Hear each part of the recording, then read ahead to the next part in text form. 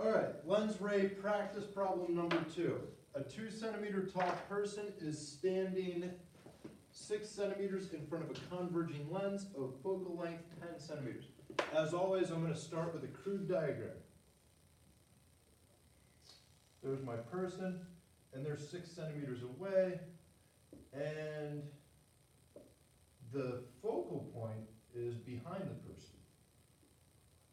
This is very important with lenses. If the person is between the focal point or the object is between the focal point and the lens, it's going to cause some very funky things to happen, but fortunately, our rules still apply.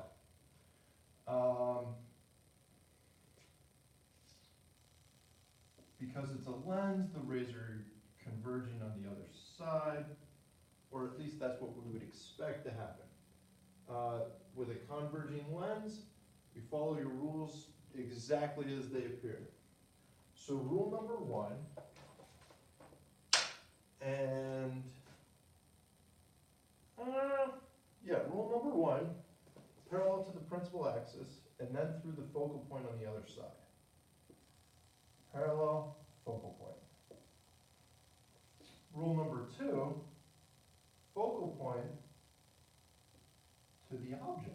But keep in mind, our focal point is back here. So normally where we would draw it like this, it's not going to work because there's no way you can go through the focal point. The only way it's through the focal point is this way. And then parallel to the principal axis.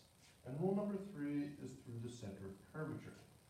These 3 rays do not converge on the other side of the lens, despite the fact that it's called a converging lens. Please know that converging lens doesn't necessarily mean that the rays are going to converge on the other side. It just means the rays are going to bend inward.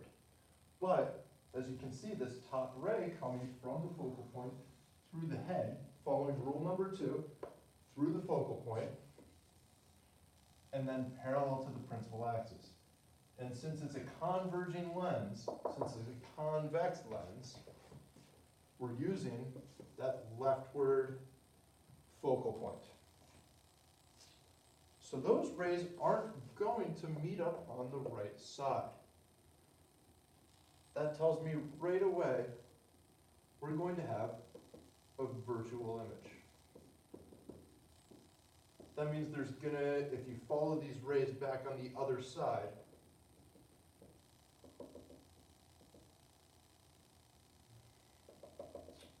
you're going to have a virtual image over here.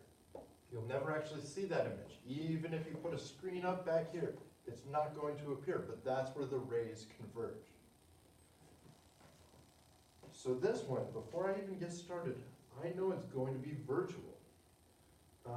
It's also going to be upright, even though it's not a real image. So now, let's get to it. Let's do some actual work. Start with our lens.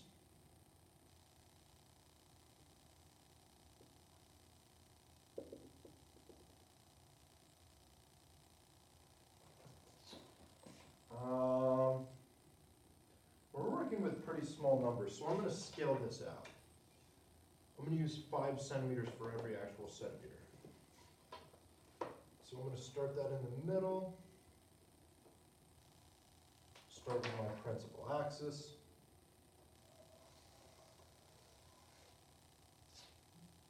The person is, focal length is 10 times, ooh, that's perfect. No, I'm going to use a smaller scale. I'll use 2. No, I'll use 5. I can make that work. I hope.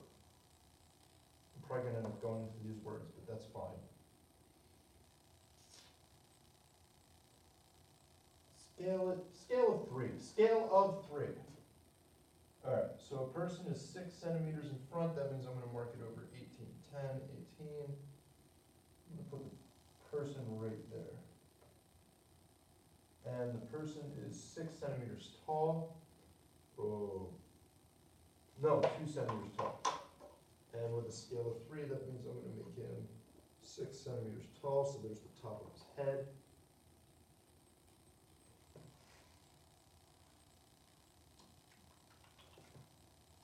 And the focal length is 10 centimeters with a scale of 3. I'm going to put that at the 30 centimeter mark. Just going to be there. And I'm going to put one on the other side. Just going to be there. F, F. Which focal point are we going to use? Because the rays go through,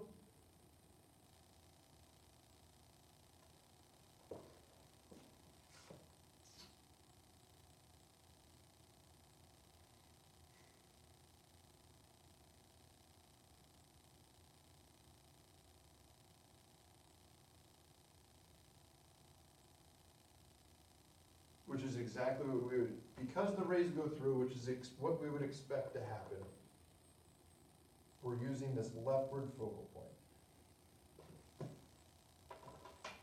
But rule number 1 is parallel to the principal axis, and then through the focal point on the other side.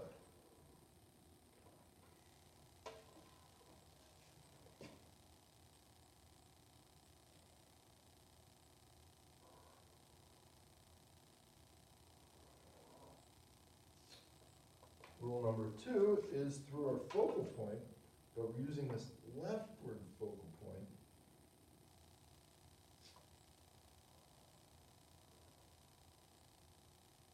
And then parallel to the principal axis.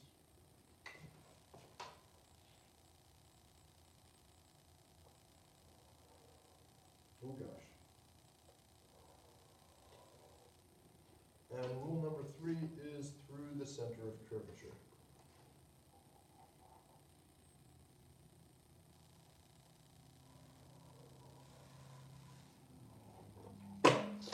Those rays are going to never converge with each other, which means you need to trace these 3 rays backwards and find where they do converge on the left side, even though they're not actually going to for a lens. So let's trace them back. Let's see what happens. So I'm going to use a dotted line. And that's what this rule right here is. Draw your other rays for a virtual image. Draw the wrong rays for a virtual image. And they're not wrong, but it's like the square root of -1. It doesn't really exist. But we can use it to predict things that would not otherwise exist.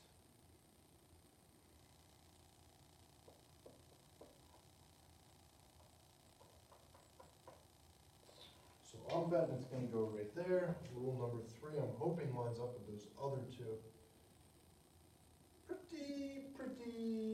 Pretty good. Oh, that's awesome. So that-ish is where this virtual image, which does not exist, would be. And I'm going to measure that. That's about, because I'm bad at math, 45 centimeters back. So that image distance, I'm predicting is going to be about 15 centimeters. Because remember, I'm using a scale of 3 on this. And that object's height, or I'm sorry, image's height is about 15 centimeters. So I'm going to predict it's about, with my scale of 3, 5 centimeters-ish. And I'm going to put ish in there just so I know that that's my prediction. We've already said it's virtual. And look, that person is upright. Virtual, upright. And now we need to use our equations to solve the other two questions. Question number 1 is image distance. 1 over SI plus 1 over SO equals 1 over the focal length. We're trying to solve for the image height plus, well, equals 1 over the focal length, which was 10 centimeters. And you can convert these to SI units, or the standard SI unit. You could say 0.1 meters. It's the same thing. but since we're working with all centimeters, we don't really need to be that careful with this unit. Minus 1 over the object distance, which was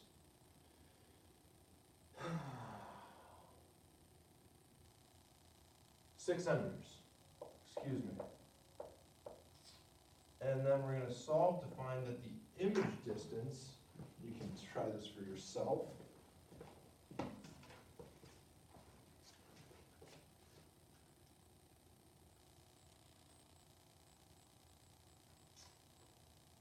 Is negative 15 centimeters. And we're going to discuss what those negatives and positives mean in one of the core videos. I don't know what I'll call it, but it'll be clearly labeled, hopefully. Negative 15 centimeters. Ta-da! So the image distance is negative 15 centimeters. That ray diagram could not have been drawn any better. So now let's calculate the image height. Magnification times the object height is going to give you the image height. And I know that's not how I have it written here, because I'm thinking about it intuitively. Think about what it means. Make it make sense. We're going to try to find the magnification. Oh no, we're trying to find image height. Do we know magnification? We do not know magnification, which means we need to calculate that first. Magnification equals image distance over object distance. And I'm not even going to write the numbers in because I don't care at this point. 6 divided by 15. Because you can fill it in yourselves, not because I don't care, because you can fill it in yourselves. Image distance over object distance. 15 divided by 6 is 2.5. And holy cow, you should think about if your magnification is bigger than 1, that would make sense. That person's about 2.5 times the size of that guy. So now let's plug it in. 2.5 times the object height, which was 2 centimeters tall. And I should have highlighted all of the important information. Times 2 centimeters will give us our image height. Oh, bling, bling. That ray diagram is perfect. If you draw your ray diagrams perfectly, it will tell you if you did everything correctly in your math too. All right. If you haven't gotten bored with this, I'll see you in the next video.